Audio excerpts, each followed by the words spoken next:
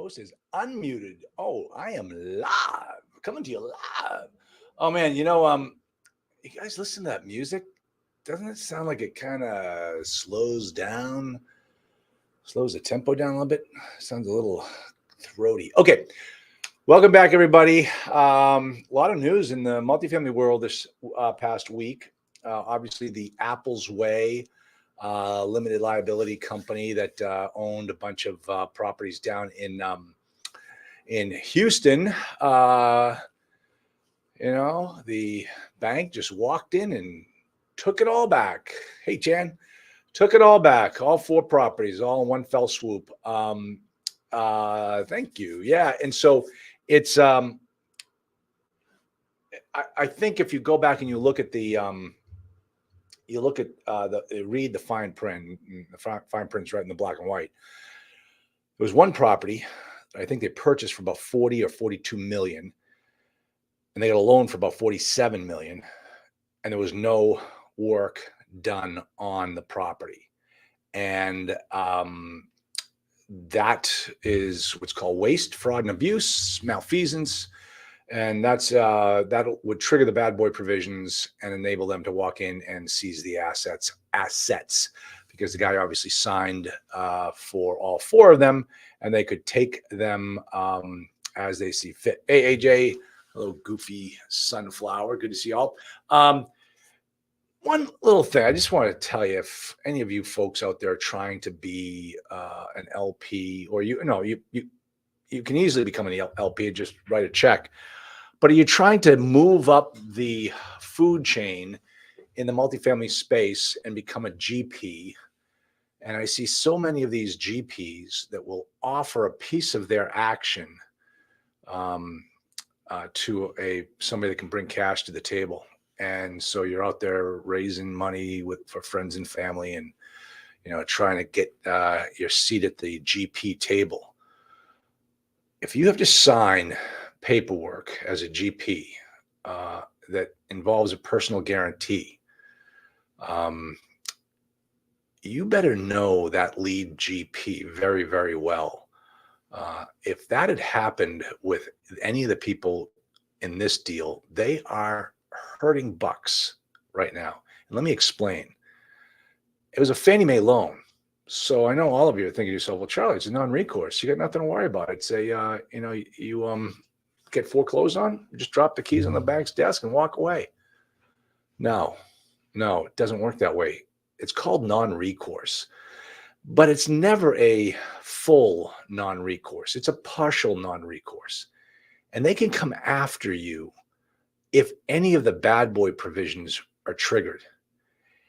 And when you sign on as a GP, if you sign on with Fannie Mae and you put your name in the dotted line, you sign a personal guarantee that is joint and several, which means that if there's a deficiency on the property after they've triggered the bad boy provision and they're out millions, they're going to go after everyone that signed that personal guarantee, right down to their cufflinks.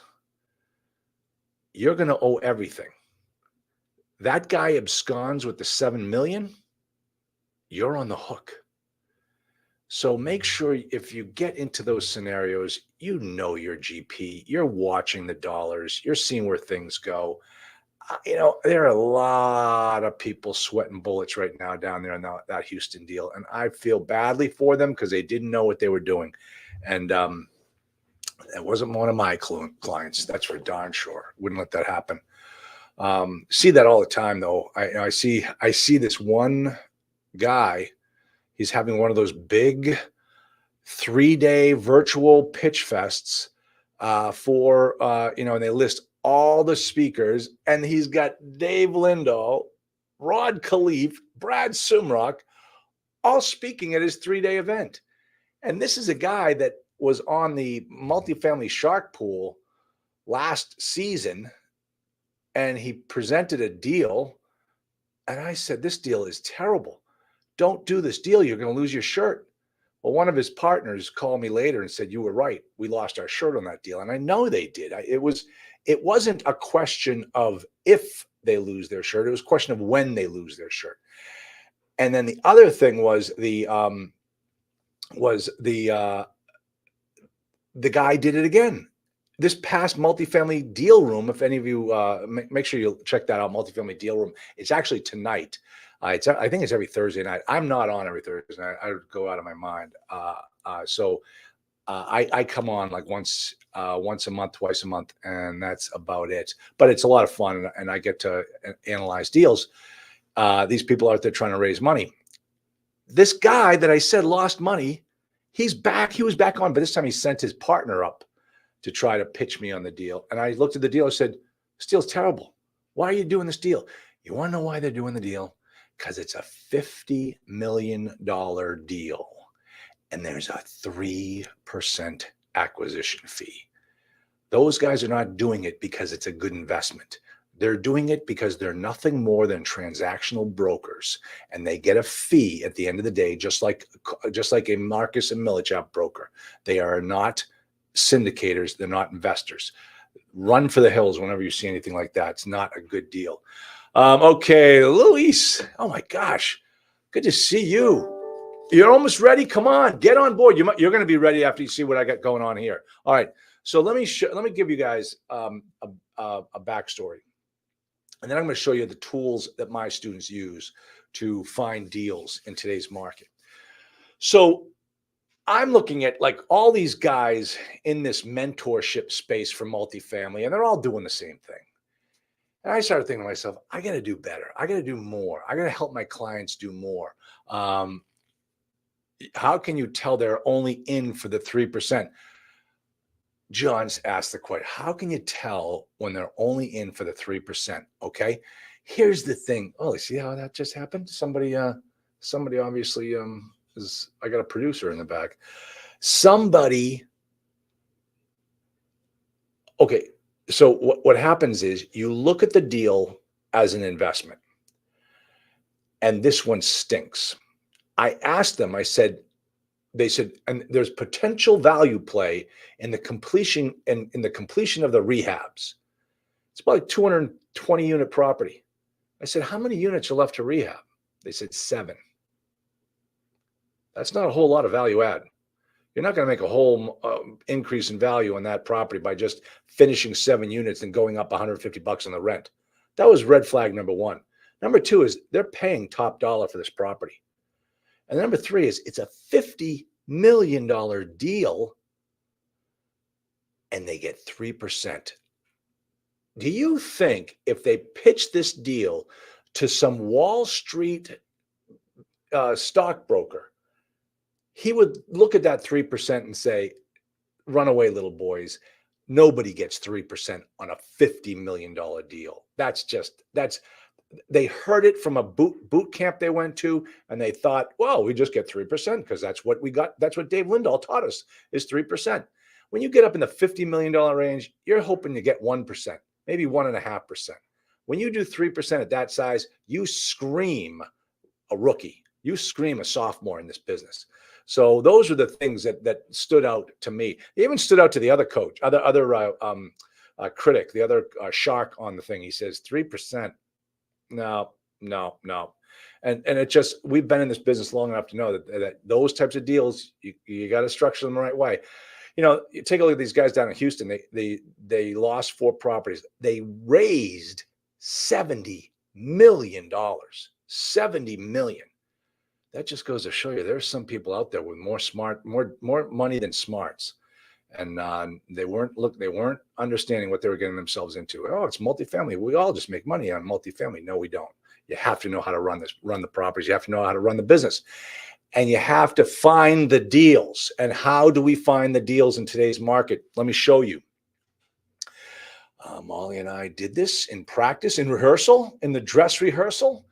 And I'm going to hit share. Now I'm going to do a quick little look to make sure that everybody is seeing what I'm seeing. Good. All right. So folks, this is the marketing tool that all of my students get when they join forces with me. It is, we originally have been calling it a CRM, a customer relationship management tool. But, when you deal with some real sales and marketing people, they would know this isn't a true CRM. It's really a marketing tool. It's a way for us to get in front of the competition and find the deals before anybody else does. So let me explain to you how this works. This has taken me, we've spent about $250,000 developing this software program. All of my students get it. You can, I have another program where you can buy into it and get everything in there except my coaching and consulting. But this tool, the first thing you do when you come onto my program is you go through my market research videos and training.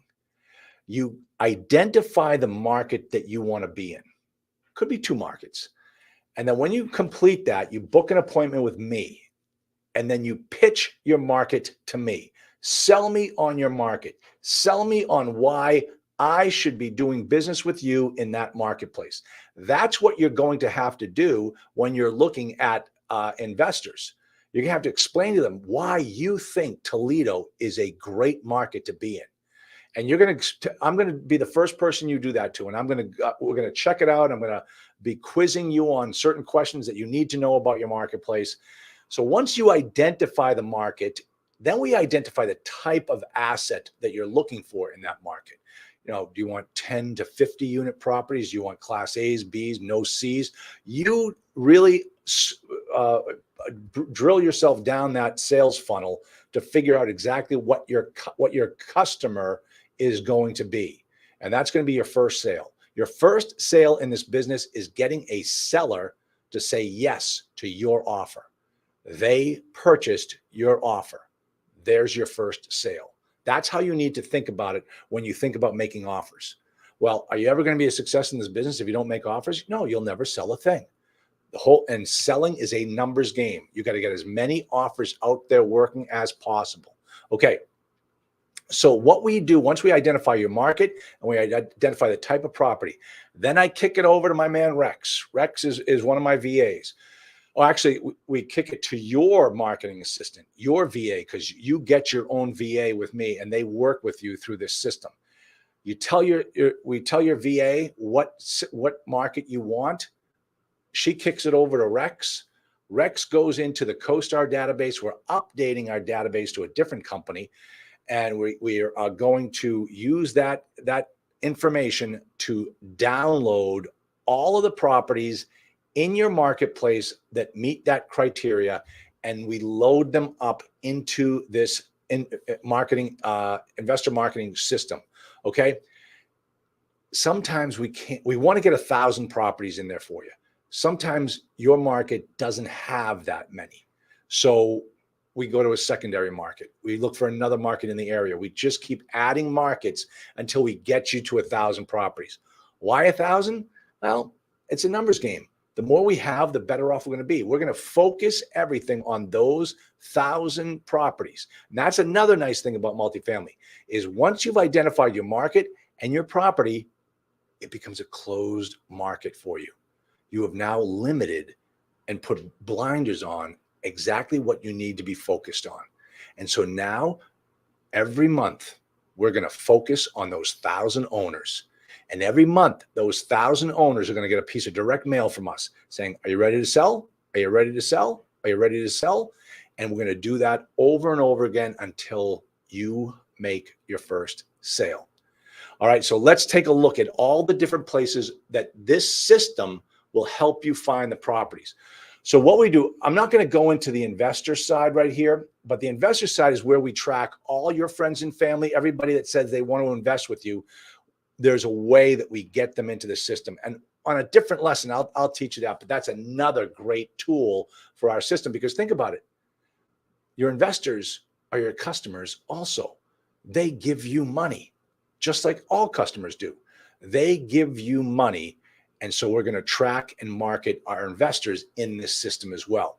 So let's take a look at the first thing over here, the property owners. Now, in this particular case, we've uploaded 1,683. I'm going to show you the tile view, as we call it.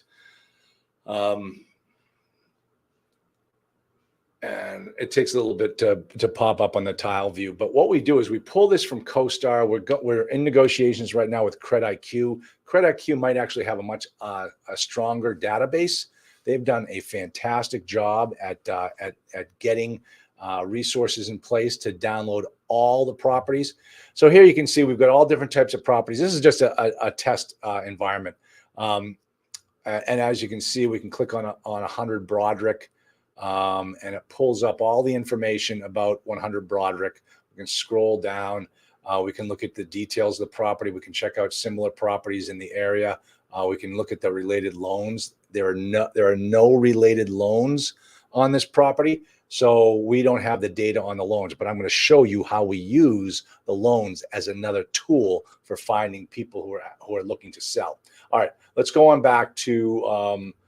We're going to go back to the properties and owners, and I'm going to.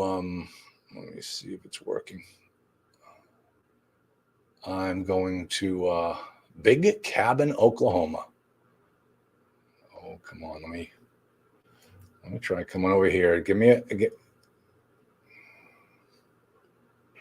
we go. All right. Those are the brokers. We also track the brokers. But what I want to show you is what we do with the property owners. Really cool stuff here.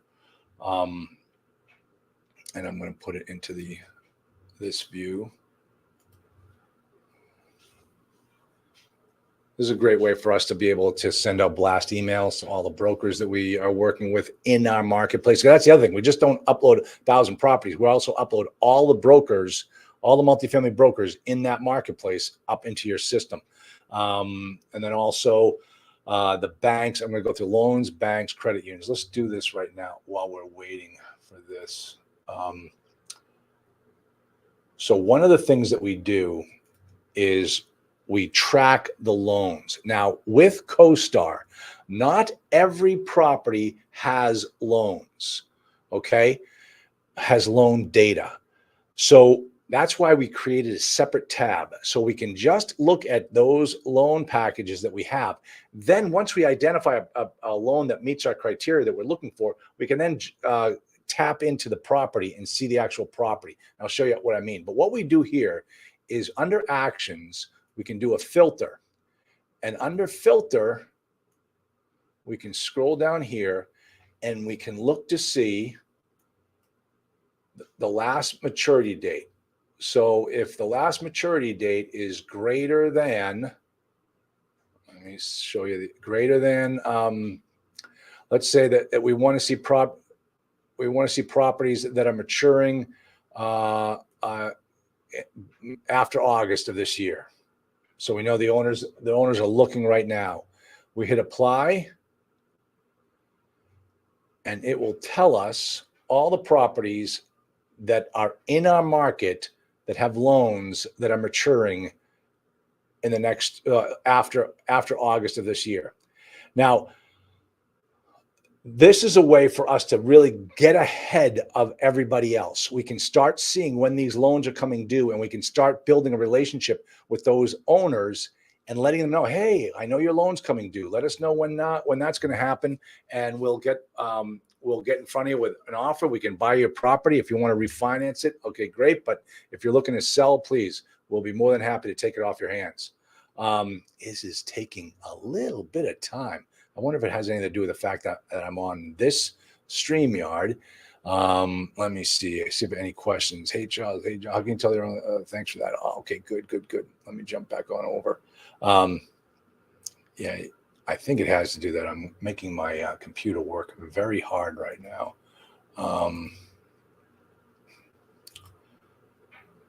It's not the system's problem. It is definitely the.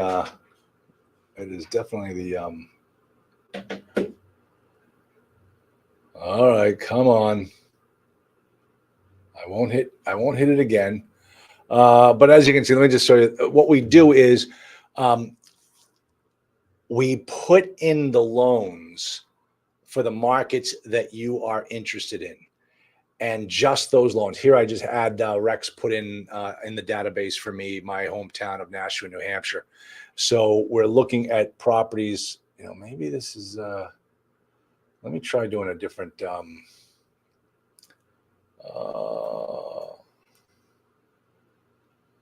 me see. Related property. Okay, let's see. Okay, I'm going to move on because I don't want this to slow us down because there's other cool stuff in here. Okay, so we have the information for the loans. We can find out when we can knock on people's doors and start going after that information. Now let's look at the banks. This is we've got 4,633 banks in the country, all loaded in here. Let me show you how you use this system to start identifying problem banks. Now, what I mean by problem banks are problem banks that have a lot of property that they've taken back and they got to do something about it. And you want to help them. So you pick up the phone, you find out who the person is in that department, and you become friends. Check this out. We click on the filter, scroll on down here to repossessed assets as a percentage of the total assets of the bank. Click on this, and we say that it is greater than, let's say, 15%. Think about that. This bank has, okay, good. There's nobody there. Let's do it. Let's do a different one. Let's do 5%.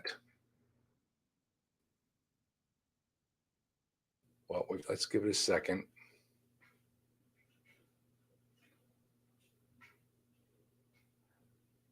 Really, this worked in rehearsal.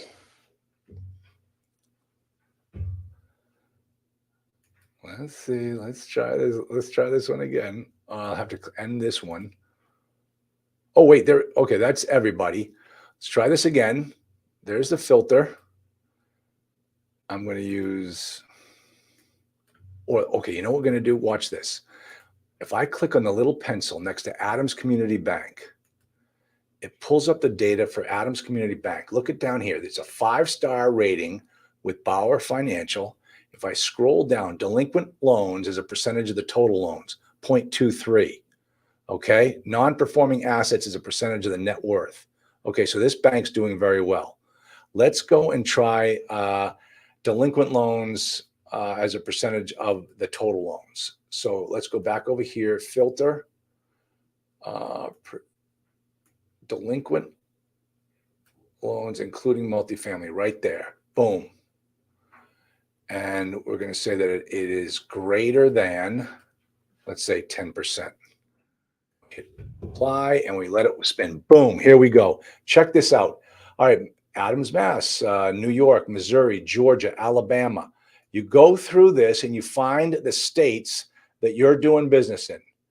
Let's take Minnesota, Michigan, Alden State Bank. Click on this one. Total loans, non-performing assets. Okay, that one. Commercial real estate loans as a percent of total loans, 20. Okay, so this one, but this isn't delinquent. Okay, so we're at, look, I'm barking up the wrong tree. Let's go back and do actions, filter. We need delinquency. That's all we need to focus on. Non-performing. Net worth, I don't want to talk about that one. Non-performing assets as a percentage of the total assets. Let's say real estate owned and is greater, let's say greater than, let's just say 1, because I don't know what numerical value they use here. Let's take a look at Affinity Bank. And we scroll down here and say real estate owned, other real estate owned, $3.5 million of real estate owned. Okay, so this is a great way to look at it here. So we want to say real estate owned. Let's go back and let's change this to, and it's on per million. So we'll say more than $10 million of real estate owned. Here we go. And you scroll on down, find your state. Look at all these in Texas. Got some in Oklahoma, Puerto Rico, Delaware, North Carolina, Missouri, Oklahoma, Virginia, Capital One, obviously. So Kansas Equity Bank. Let's see, I own some property in Kansas. Andover, Canada. What else can we find out about this guy?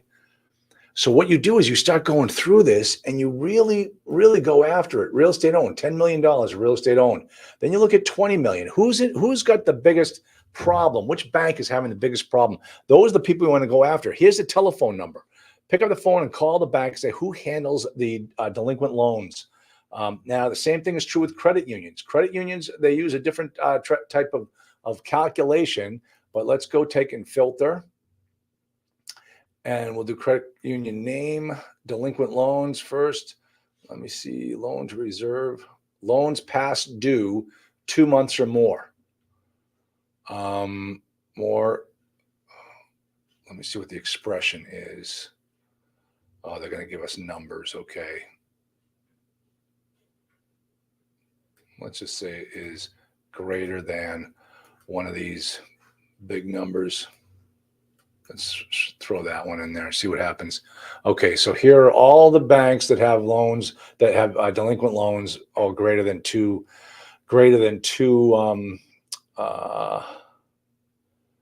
months. Loans percentage loans past due 3.37. See, I don't know what that number represents. Oh, in dollar, $3.3 million dollars of loans that are more than 2 months past due. Or we can even just do a search on this one for delinquent loans, like we did with the other one. Scroll on down, and you can come down to delinquent loans as a percentage of total loans is greater than 10%. Let's say 10%. Ooh, three of them. Wow. New Jersey, New York, New Jersey. Oh, Rutgers. Yeah, well, they're on strike right now. So, yeah, all right. So this shows you exactly how you can use and find those loan officers, the workout officers at those places, and you can start figuring out, building up your database of those types of people so that they call you when they start getting delinquent loans and they have a multifamily property that's in distress. Let me show you let me see if I can get the loans going over here finally, because obviously that's working. So if I come over here and I do a filter on, let me see, there was one last maturity date. Let's say that it's less than, let's say it's less than April of 2024. Let's try that. Maybe that's what we needed to do is, within the next year, they're maturing. Let me see. There was another. Oh, I know another. Here, let me show you another one that I want you to see that we can use. And this is current properties in your marketplace that are 30, 60, and 90 days delinquent. We have that data for you as well. Let me, this is, once again, this is taking too long. I don't think I'm putting in the right criteria. All right, let me jump on back over here to the properties and the owners. And with this, you'll be able to see in your marketplace which properties are 30, 60, 90 in foreclosure, just having problems. Those are great opportunities, guys. Those are the people you want to go after. And remember, you're a salesperson. A salesperson's job is to solve the problem of the customer. The customer's got a problem. We're going to step in there and we're going to fix it. All right, you come over here to this view. You click on actions, filter, property name. You come down here to, where is it? Pay status equals 30 days delinquent. Apply. All of these properties are 30 days delinquent. I can do 60, I can do 90, I can do pre-foreclosure, I can do maturity delinquent, maturity default. All of these things are right at my client's fingertips. They can go on here, they can find it. We update this. If you come to me and say, Charlie, I want to change my market. Okay, that's no problem. I'll throw another 1,000 properties up there for you.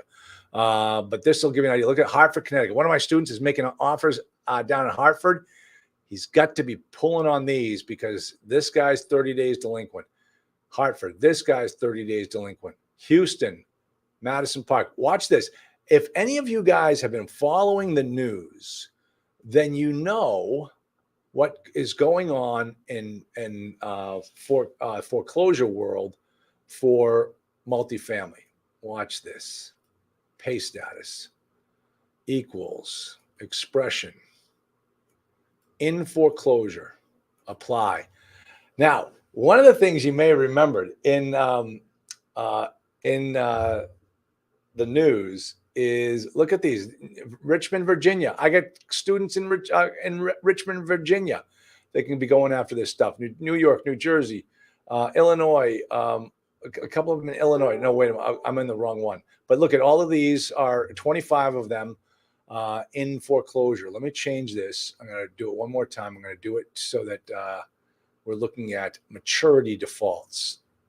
Now, maturity default is when the term of the loan comes due, and the property just can't support the loan and get it refinanced or sell and settle the note. Look at this: San Francisco, San Francisco, San Francisco, San Francisco, San Francisco. Remember, guys, there was a property holder in San Francisco that lost 64 properties because of maturity defaults. They lost so much in value, he couldn't refinance them. Let me scroll over to the next 25. Look at this. Here they all are. I think there were 64 of them, all San Francisco. Now we get into St. Louis. Let me tell you something. When I first built this software and we uploaded it for this data, you're going to be amazed. Look at it. It keeps going on. I'm up to 75. Now, okay, I made it. 76 properties. Winfield, Kansas. Walnut Towers, 78 units. In default. Average square footage, 513. Obviously, one bedrooms. And then, of course, we have all the reports you can get. You can get your website. You can do direct mail. Right from here with the press of a button, you get your emails sent out. Your not your emails, but your direct mail to all the properties. We curate the data for you. I'm telling you, it's so cool how we just get in there and provide you with all the data you need. You sit there and your VA, you can just tell your VA, find me these properties, get me the phone numbers, I will call them. And then what happens is when you turn on your system, you work all week and you can't even focus on multifamily because you're so busy at your other job. You turn the system on and right away, we've already created tasks for you. There are client tasks, and this is your VA sending you things that you need to do. And then once you do something or you want the VA to do something, you can send them a task right back, and your VA needs to complete these tasks. So it's a great way. When you sign up with our program, we have the team working for you behind the scenes. And that's one of the tools that we use, my students use to go after it. They'll also have programs that we set up that we do every single week on your behalf. The VAs have a standard operating procedure manual that is now 66 pages long of things that they do for each one of my clients on a weekly basis to make sure that you're constantly marketing your business to your marketplace, to the customers in your marketplace. It's Rex just, okay, there he is. This Rex just told me, okay, he says, I don't believe you. Let me see. Let me see. What did Rex say here? I believe you didn't input the date. It didn't get saved. Okay. I think Rex is talking about the loans. So if we do a action and we do a filter and we put the parcel date, now we'll look at the parcel ID. We're going to look at the last maturity date is less than 2024. Oh, April 1st. Oh, I see, Rex. Rex. Okay, let me see if I can. Okay, Rex is so smart. Okay, so these are properties that are maturing. I believe where is it? Let's go over here. Let me see. This one is a apartment or commercial acreage vacant land. Tacoma, Washington. Okay, let's look at the one in Nashua. Department store, 331 Main Street. This is, I think my brother might be on the line. See if he knows which one this is. Brennan Frost, Brickpoint Properties. Let me see. HUD. Last maturity. Okay, so it's maturing in a month. Huh. Last assessment, 2.5 million. Oh, this is interesting. What is it? 331 Main? Huh. I might take a drive by. Take a look at it. But this is what we do, folks. Thank you, Max. Rex. I keep saying Max. I've been saying Max all week this week. But that gives you an idea. Oh, did I not? Wait a minute. Did I not share my screen? Share your screen, Deborah. Don't yell at me. Let's try it again. It was beautiful. It worked. Let's try it again. Share. Watch this, everybody. Oh, I just did it right here. So Max was right. Let's go in here. We'll go into filter. And we're going to say that the last maturity date is less than, and we're going to say, let's say 2025. April 1st, 2025. You see how it populated the date? I wasn't doing that. That's Rex was right. All right. And okay, boom. Okay, so it propped up the same information. There might be something wrong with the system right now. Rex, can you figure it out? But look what happens here, folks. This is a property right in my neck of the woods, right here in Nashua. I click on the pencil, pulls up all the loan details. There's the maturity date right there. June 5th. It's going to mature in 2 months.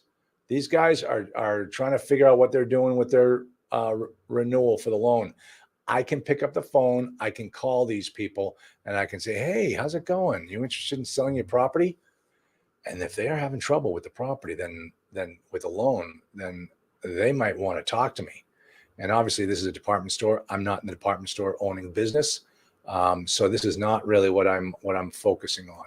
Okay, so that should show you what I do, what my students get. Let me see. Okay, thanks for that answer. Oh, there's Rex. Thank you, Rex. Any significant differences with deals in Puerto Rico versus the States due to its territory status? You know, I can't answer that, but my dear friend Jillian Sidoti can. And so, AJ, if you really want to know, just shoot me an email, and I'll get you connected with Jillian. Jillian just upped her whole entire family, sold her house in California, and moved to Puerto Rico and bought a beautiful mansion in Puerto Rico that had been foreclosed on, and had it all renovated. It's supposedly absolutely gorgeous. She can't believe how lucky she is now to live in Puerto Rico. And of course, she did it for tax reasons, as we all know. And yeah, so this is definitely a good question, and I can get you the answer. I don't know it. Let me see, Elise. Absolutely amazing system. Yeah, thanks, Elise. I appreciate that. It's really fun. I got a great team running it. I didn't unselect the other filter. Oh, Max. Rex. Did I say for Rex again? I did. All right, hold on a second. Okay, I just did it. Let me share my screen. Rex. You're killing me, man. You're killing me, brother. All right, hold on. Share screen. Okay, I just ran it. It was very quick. I took out that other filter. Thank you, Rex. What do we have? Office, condo, commercial, vacant land. Okay, let's take a look at this office condo in Furcrest, Washington. And this one is coming due. See, these are just the government-sponsored loans. And as you can see here, it's coming due by 2025. So, yep. So this is when, but you always, let me see, land use. Let's try something else. Let's go up here. Let's get rid of this. And we'll do an action, a filter on land use equals, let's do multifamily.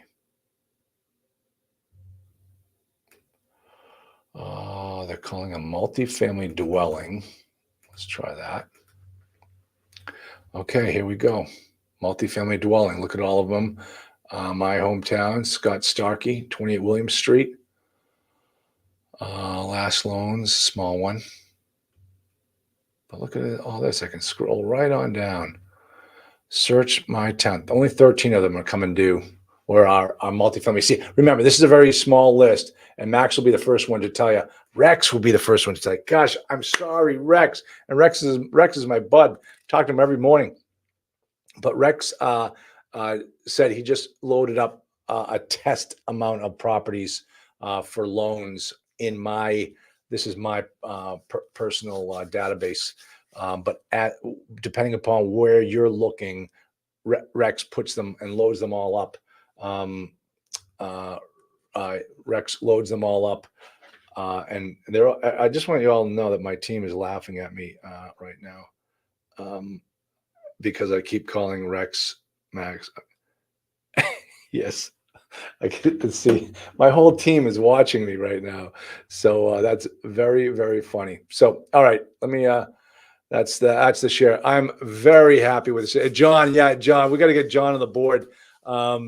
Because we're working hard for him. We talk about him all the time. Every Wednesday, I get on the phone with my VAs, and now we just make sure everything's running like a top, because it's our objective is the whole process and the whole purpose of the Multifamily OS is to get you your first property, get you on the board, and get you started towards building that business that's going to take you to 1,000 units. It's going to take you to that legacy that you want to leave your family. Can you add VAs to the system for them to do the searching as well? Yes, Francis. And that's part of what we do is you work. I mean, they're my VAs. They work for me. They're my employees, but they work for my clients. And we have a system already in place for making sure that we're always doing something to keep you out there, to keep your name out in front of your marketplace. But if you've got something you need us to do, we will do certain things. They won't do everything. I don't like them. For instance, they should not be calling the loan workout department on your behalf. That's something you should be doing yourself. So that's the type of thing. Other things behind the scenes that we just do, automatically. Yeah, they are great at that. So that is definitely how you work. So when you come into my program, I give you those tools. I also give you the team and the systems in place to get you up and running so that you can find those first deals. I had a guy, one of my salespeople said, Charlie, this guy sent me this objection. He says his financial advisor told him that getting into multifamily right now would not be a very prudent thing to do. Well, how should I respond? You tell that guy to get a new financial advisor, because now is when the millionaires are made in multifamily. The market is coming down. It's now the time to take advantage, get cheap property. And I'm telling you, folks, the demand for our product, we're at a lull. We're coming down. You can't go up 20% every single year. It's starting to come down. People have purchased stupidly over the last couple of years. I've seen it. None of my clients have. I've seen it happen. Those people are going to start losing their property. It's called floating interest rates. That's huge, a huge problem for those people that took out bridge loans, took out cheap paper in order to get into a deal. They're the ones that are going to be giving the properties back to the banks, and that's where we come in. And what we've seen, and I had 2 of my students in the last 2 weeks, maybe a little bit longer, because I can't remember. One was on 1 week. I think the other one was on about 2 or 3 weeks later. 2 of my students who are making a killing, as they say, the cash is in the crops. They're making a killing in the secondary and tertiary markets. And anecdotally, the story I hear is that there are so many investors in those markets that have owned through COVID that are tired, they're ready to get out, and they haven't increased their rents during COVID because they were so happy that people just stayed. So they never increased their rents. Now their rents are well below market and they're looking to get out of the business. And these are the opportunities you want to find. And this tool that I've created is one that is going to identify those deals for you in your market right away. And so I honestly think the millionaires are going to be made in the fields, in the secondary and tertiary markets. I'm already seeing it in Indiana. I'm seeing it in Alabama. So make sure that you don't follow the crowd. The crowd is going to be hurting badly in the next couple of months. So make sure you step on up and take the charge. So, all right, that is all I've got. I just wanted to share with you that system and how it works. And great to see John's happy with it. And we take care of our clients. That's a whole objective. When you come to work with us, we want to see you succeed. It's kind of like, as I said this to somebody the other day, that the Multifamily OS system is like a franchise model where you buy into it and you take advantage of all the systems that we've already built. So on day one, you're off to the races. You don't have to do anything. Yes, diamond in the rough, run the other way. Always ask yourself the question: what would Warren Buffett do? Warren Buffett would be running at these deals right now. He wouldn't touch those Houston deals. I wouldn't touch those Houston deals. Those Houston deals, I used to own property like those Houston deals. And that's where I came up with my mantra, life is too short to own C-class property. And I can tell you right now, that guy, his name is Jay. Somebody said he absconded. That guy, Jay, is now finding out why I am 72 years old.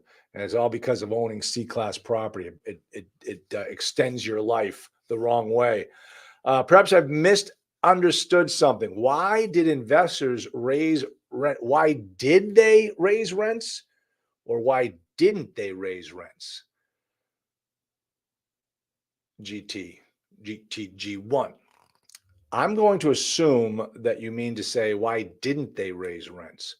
Okay, so these types of properties are in secondary and tertiary markets. You're dealing with less sophisticated owners. Back when COVID first hit, everybody just wanted to make sure that people stayed in their units. They wanted to make sure that their occupancy did not go down. Those unsophisticated owners, absolutely, that's what they did. So they never went up on the rents. Now, 4 years later, they're just ready to rock on out, call it a day, and sell their properties. Well, they're not going to get it based upon what the market rents are. They're going to get it based upon what the rents are today in their units. Okay? The difference between the two is your value add opportunity. Let's see. I see. Let me see. GT. I'm going to click on here. Why did they raise rents? Well, some did, and others didn't. You can raise rents.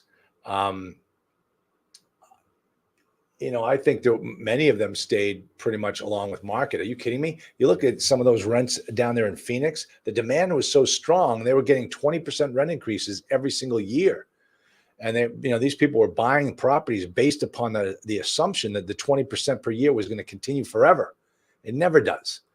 And so, because you just can't keep finding more and more people who can afford an apartment with rent increases of 20% per year. But that's what they were doing in certain markets like Austin, like Miami, like Phoenix, Boise, Idaho was going crazy.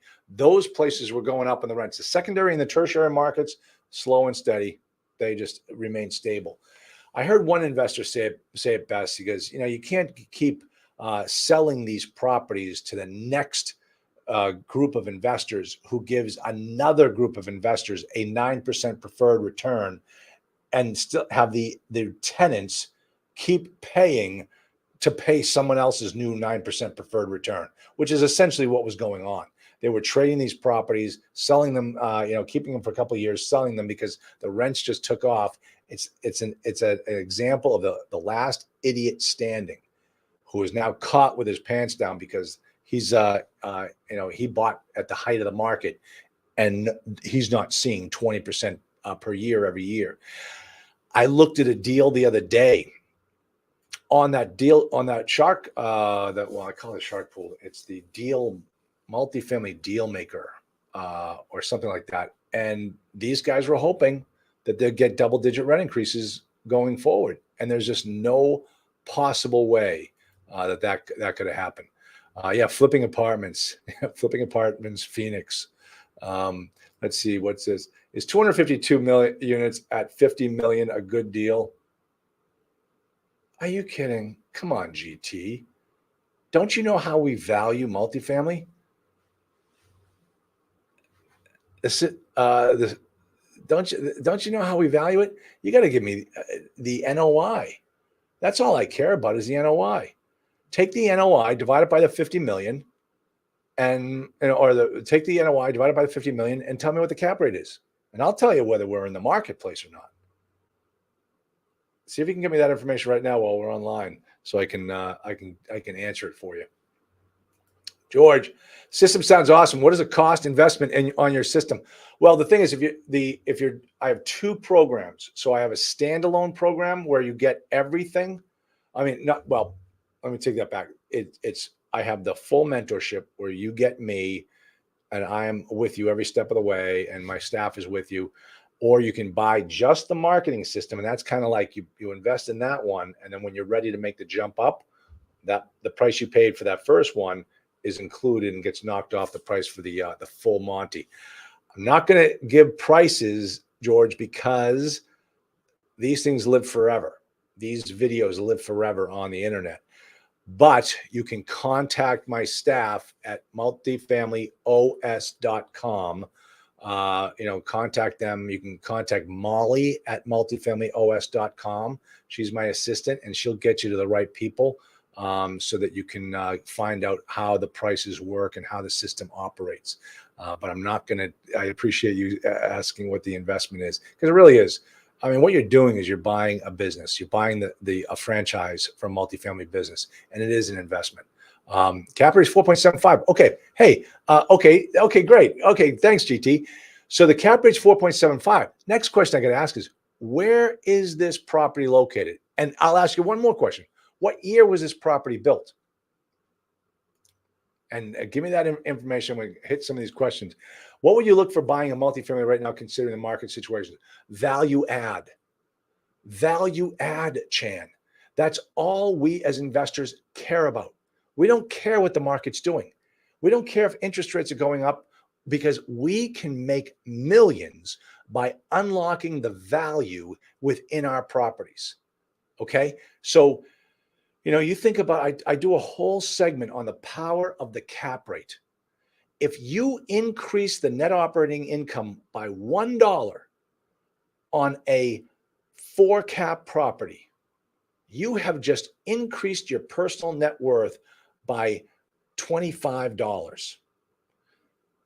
Do we care if the interest rates went from 3.5 to 5.5? If every dollar we make, we increase our net worth by 25? Hell no. We'll pay it. We'll pay cost of doing business, but we'll get so wealthy because of the power of the cap rate and how we know how to unlock it, that we don't care what the market's doing. If the market's going great, okay, we're going to make some more money. If the market's hurting, okay, well, you know what? We're just going to be smart business people and make sure we buy value add opportunities. That one student, I don't know if I'm not going to mention any names, but if anybody watched my Monday Night Live, that student didn't share numbers because he was embarrassed. Because his personal net worth, after buying that property about 3 years ago, his personal net worth is now over $10 million. And folks, that's real. I'm not trying to be one of these gurus where you can, you're one deal away from retirement. No, this is real. He did this. And the bank's about to give him a loan where he can put that money in his pocket to go out and buy more. And that's exactly what we talked about. And that's exactly what he's going to do. So that's what we do in this business, is we unleash value in the properties because we are investors. We are not speculators. Okay. I'm in a deal where we purchased it was a hotel conversion, $39,000 a door. We convert those to 1 bedrooms. They're trading at $120,000 a door. Do I care what's going on with the Fed and the interest rates? if that's how much value I can unleash, hell no. Hell no. But that's what we do as investors. The first part of our job is to get out there and find the deals. And that's what my job is with my students, is help them find the deals. Once they find them, we're going to go get them. We're going to put all the pieces together and get them done. But you first have to find them. The most successful people in this business are the ones that come to it with a sales and marketing background. They're the ones that are out there prospecting every day for a sale. They're the ones making offers because they understand that an offer, accepted offer, is their first sale in this business. So, okay. All right. Thanks, GT. GT's making this fun. I'm liking this. Oh, hold on. 1982 built renovations. 2023 renovations 2023. Okay, listen. That's broker speak. What do renovations mean? New carpets? Yeah, that's a renovation. Okay, let's put down 2023 renovations. No, wait, it's a 1982 baby. All right, it's old. It's a solid C-class property. Paying 4.75 cap rate in Texas right now, and different parts of Texas are different, but some of them are really having problems. At a 4.75 cap rate, that's not a deal for me. I would not do that deal. That's overpaying for a property. They're overpaying for it. And let me tell you something, GT, and I'm speaking, obviously, all I know about this deal is what you've told me. It sounds to me at 50 million, you're getting one of those syndication teams from some guru who's out there trying to ask everybody and their friends and family to jump on board this dog and buy into it. The same thing that this guy in Houston did with 4 other properties with $72 million that they were $77 million. Folks, I'm telling you, this one, and I bet you, go read the fine print, GT. I bet you in the syndication documents, in the subscription agreement, it states that syndication group is getting a big fat acquisition fee. Check that out before you put a dime in there. Okay, so let me see. He says, so I agree. This is overpriced. Probably so. Yeah. Okay. Thank you. We're on the same page. And you see how we did that, everybody? All I looked at were the numbers. I know these numbers, and you're going to know these numbers. You have to know these numbers to understand this business. If there's anybody on this call that understands numbers, ask me if I went awry with any of my analysis just now. Give me your thoughts. I'd love to hear it. Now, this other thing right here. Okay. GT really likes hotel conversion. Listen, folks, listen, next week, I'm going to be sending you all a link to sign on up. I've got 2 conferences going. The first one is going to be in Fort Lauderdale, June 10th and 11th. It's going to be teaching you about MultifamilyOS, building a multifamily real estate business. I'm going to have integrators for certain events. I'm going to have an implementer, an EOS implementer. If you don't know what that is, it's Gino Wickman's. If you read the book Traction, I'm going to have an implementer there teaching EOS. I'm trying to get the founder of $1 billion internet company who sold out and made billions as my keynote speaker on Saturday to talk about entrepreneurial adventures. And he is a great speaker. I just haven't inked the deal yet, so I'm not announcing it, and that's why the sales page isn't done yet. That's going to be in Fort Lauderdale on June 10th and 11th. My clients come to the mastermind on the 8th and the 9th. So they have 4 days down in Florida. The public who are looking to learn more about how to build a business, they're coming on the 10th and the 11th, Saturday and Sunday. Now, that's Fort Lauderdale. July 28th and 29th, I am doing my hotel to apartment summit conference. It's in Chicago. It is 2 days. It is intense training on what you need to know to go after hotels and convert them to apartments. Part of it's going to be training and coaching and mentoring. The other part is if you're looking to invest in that type of thing, what my partner in this deal is creating a fund. He's one of the top hotel converters in the country. He started with me years back. He's been a student of mine for years. He and I are teaching hotel conversion in Chicago. That sales page will be up later as well. Yeah, so that is going to be. Oh, let me see. Let me see some of these questions. This is fun. I appreciate this one. This is a good day. What is the minimum cap rate that typically makes sense for you? Well, that would be the maximum cap rate, right? Because listen, Evan, it doesn't matter. When you start talking about 10% cap rates, I run for the hills. It may be a good deal, but it's probably a dog of a property. And that's why it's at a 10 cap. If you look at a 2 cap, no, a 2 cap has only one place to go, and that's down. So I'm not interested. You got to find the deal and make sure that you're buying it at the right price. So I don't really, I don't look at it that way. I look, how much VIG do we have in the numbers? How much? Okay, if the property right now, the market rent is $1,000, and these guys right now are at $900. That's $100 differential. I'm not interested. I'm not. It's just not worth it to me. And I had a guy on my podcast, and I said $200 minimum, and this guy said $400 for me. We look for big spreads in those value add opportunities because that's where the money is made. We'll bring it up to 300 and then sell it to you, and you'll be happy with 100. And we'll just bow out gracefully and take our money off the table. That's how you make millions in this business.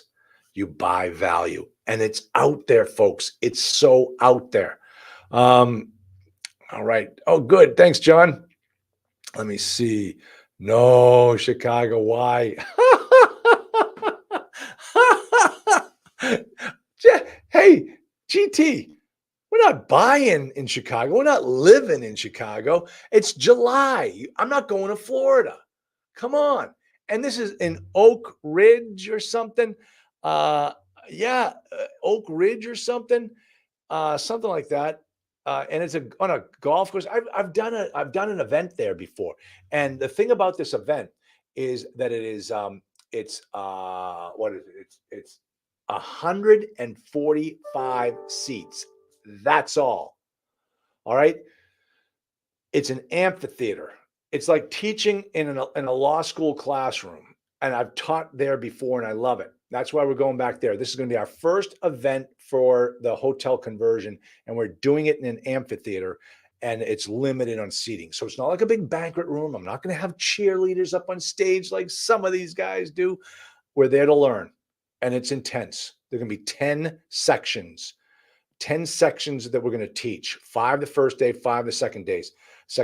And you're going to be blown away by the amount of information that you need in this business. You can't just walk into it. Let me give you a perfect example. I got an email from my partner on that hotel that I own in Kansas, Overland Park, Kansas. Let me see if I can find it. Let me see.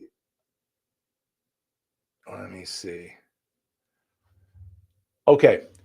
Listen to this. And this is the type of thing you never think about when you're, I'll buy a hotel and I convert it to multifamily. Oh, it'll be all easy. And then, we'll put on a show. Your mother can make the costumes and we'll use your father's barn. Can anybody name that movie? All right. I got this text from my partner. He says, our electrical engineer study at Overland indicates that we have enough capacity to add full-size ovens to every unit. This is huge versus the cooktops and will set us up ... Okay, this is the type of thing that you don't know or you don't think about when you're looking at these deals and trying to change them. What he says is, this is huge and will set us up to be eligible for agency debt. That in and of itself adds tons of value to the property. Lower cap rate on exit. That's what I'm talking about, folks. That's the type of deal I want to be in. Now, did you know the difference between cooktops and stoves on a conversion and how that impacts the next guy's financing or your refinancing? That's the thing that we're going to be teaching in Chicago that weekend. Not even a weekend. I think it's a Friday, Saturday. Yeah, exactly. It's just a weekend, Elise. It's just a weekend. Uh, Let me see. No cheers. No cheers, leaders. What does that mean? No cheerleaders. Yeah. No cheerleaders. Right. No cheerleaders. Exactly. Oh, when I heard that one guy was doing that, it's crazy. So anyway, all right. So keep trucking, everybody. But that gives you an idea of what's coming up with us. I think that we probably will do once we want to kind of get all the kinks worked out of the hotel conversion lessons, and then we'll go big time. Maybe do an event in Las Vegas or something like that. But that'll be coming up. Okay, awesome, good stuff. Let me see. Hold on, I see a question here. We're looking for units in Mississippi and cannot find any properties like you're talking about. Keep looking. Have you looked at them all, Peter? And I'm not kidding you. When I say, have you looked at them all? You want Mississippi? Go crazy. Get the list like I give my students. If one of my students came to me and says, I want to find a deal in Mississippi, this is the type of thing I'm talking about. You're looking for units in Mississippi, and you can't find any properties like I'm talking about. First off, my question to you is, I feel like Elon Musk with the BBC right now. What type of properties am I talking about? You mean the value add? You mean where there's a space in the rents? Are you trying to tell me that every single property in the state of Mississippi has rents set at market levels? And if you say no, then you're not looking hard enough. Okay, so you're looking for units in Mississippi. Where are you looking? Are you picking up the phone and just waiting for a broker to call you? Because after he's done talking to you, he's got 100 other people he's going to talk to. If you're relying on building your multifamily business on the backs of brokers, they are people who don't work for you, doesn't get paid by you, most of the time are not knowledgeable or are lazy. I'm not saying all of them. And they have 100 other people on their database who want the same thing that you do. What are the odds of your business achieving success if that's all you do is wait for a broker to call? Don't wait. You got to make one sale. Your family is counting on you to make one sale. Pick up the phone, start calling the owners directly and asking them if they're willing to sell. I just gave you all the systems and tools that we use to find the owners before other people find them. And so, Peter, don't tell me you've given up looking. How long have you been looking? How many offers have you made? How many, all right, let me see. How do we get into the Chicago event? Joe, stay tuned. I haven't even opened it up yet, but I will in the next couple of weeks. Okay, but stay tuned. It's going to be a great event. Seems good weather in Chicago. Exactly, Chan. When you visit Chicago, exactly. It's going to be a beautiful day. It is 84 degrees in Nashua, New Hampshire right now. I'm wearing shorts for the first time this year. And I'm playing golf for the first time this year tomorrow. I got a 2:40 tee off time. Yes. Can we get a copy of this video? This is live. If Molly or Deb can chime in. Joe, all the replays are on the YouTube page. Yeah, that's the thing. This thing lives forever. Like I said, it's lives forever. That's why I don't say anything bad about you, Joe, because it'll be on the internet forever. That is 1 degree warmer than Orlando. Yeah, all right. And Joe left New England to get to that type of weather. Yeah, but Joe, you've had it all year long. I haven't. So, all right, everybody. Great to see you all. There it is. We give you the replays can be accessed right there. That's my YouTube page. And that's why we do this every Thursday at 4 o'clock. Molly gets out a memo to everybody. We Facebook Live this, and we had a good turnout today. We're going to keep advertising it, posting it on Facebook. But we do Facebook Live and YouTube Live, and it lives on YouTube Live. And that's a lot of good stuff on that, Joe. You got to check it out. I got a really nice YouTube channel. Deb and Margot have done a fantastic job building that over the years. So very nice stuff. All right, everybody, please subscribe. Oh, yeah. Please subscribe. Hit the like button. On Facebook, use the share button, all that type of stuff that really does help. I really want to build this up because it kills me to see some of these other jamokes out there. Oh man.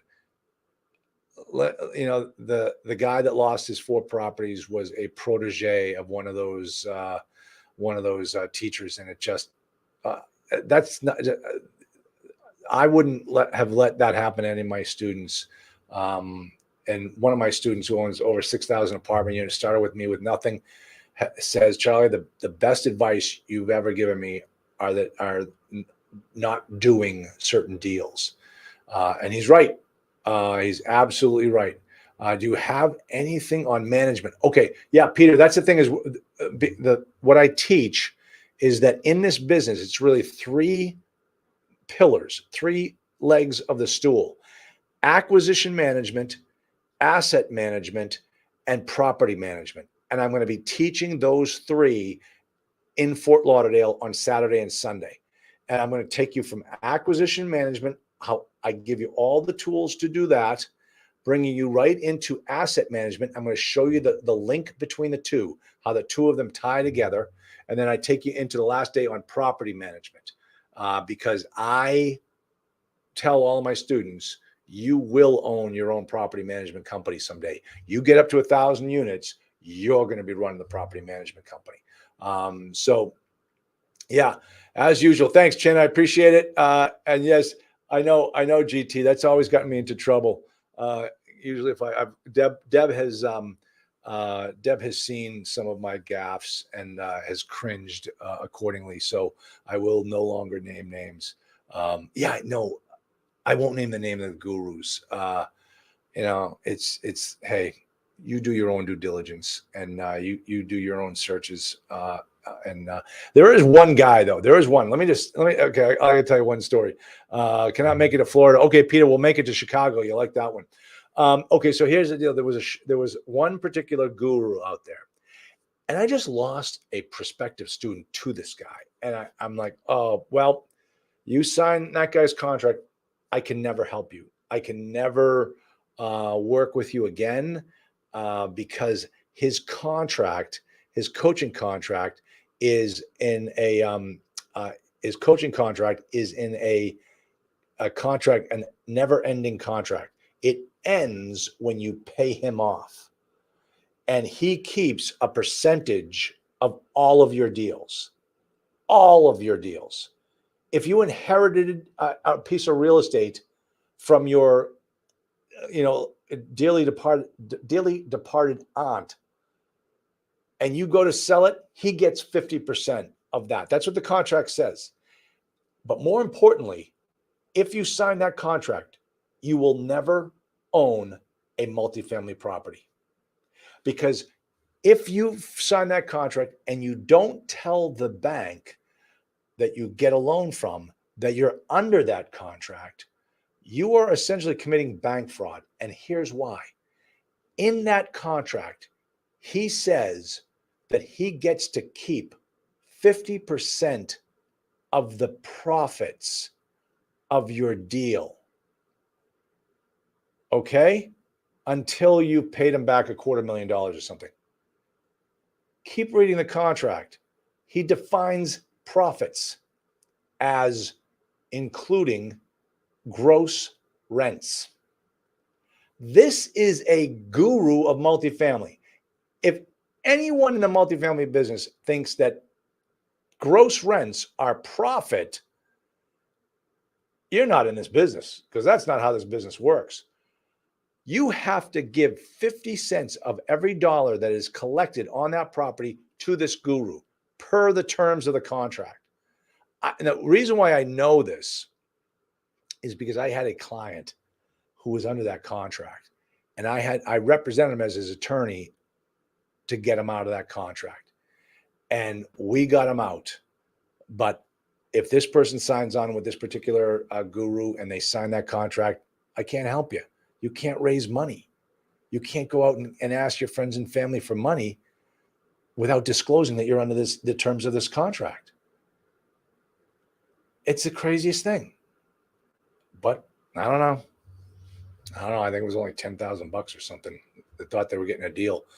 Let me see with the Benjo show as well. Okay, cool. Thank you for teaching, Charles. My pleasure, Daniel. And then I believe I know who. Run faster. Hey, I tell you, GT, offline, if you send me an email and you tell me who you think, I might confirm or deny. All right, everybody. I went long. I went way long. Okay. I hope you enjoyed it. I hope you enjoyed it, all, guys. Always fun talking with you. Great topic, great dialogue here. It's always fun. And I will see you. How can we get a list of the initials of that guru? It's like, I said, well, I'm not going to mention any names, but the initials are Deb Segala. Okay. No, that's what I learned a long time ago, but I don't know. We can talk offline. All right, everybody. Good to see you. We'll talk soon.